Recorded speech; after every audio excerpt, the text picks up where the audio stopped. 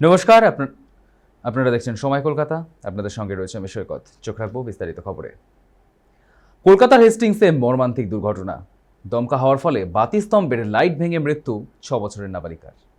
Hastings উড়ালপুলের নিচেই পরিবারের সঙ্গে থাকতো সে। আচমকায় লাইট খুলে পড়ে নাবালিকার মাথার ওপর।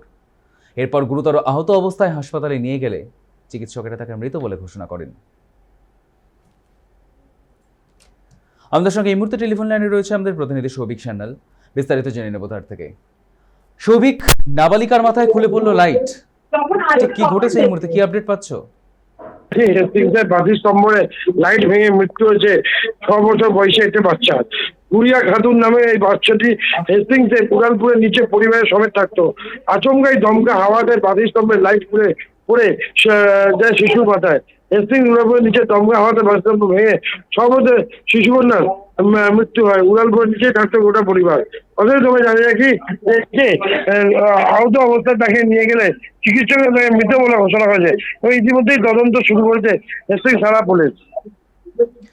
ধন্যবাদ সৌভিক। কলকাতার হেস্টিংসে মর্মান্তিক দুর্ঘটনা। দমকা হাওয়ার ফলে বাতিস্তম্ভের লাইট ভেঙে মৃত্যু হলো 6 বছরের নাবালিকার। হেস্টিংস উড়ালপুরের নিচেই একেবারে আচমকা নাবালিকার মাথায় খুলে পড়ে লাইট। এরপর গুরুতর আহত অবস্থায় হাসপাতালে নিয়ে গেলে চিকিৎসকেরা তাকে মৃত বলে ঘোষণা করেন।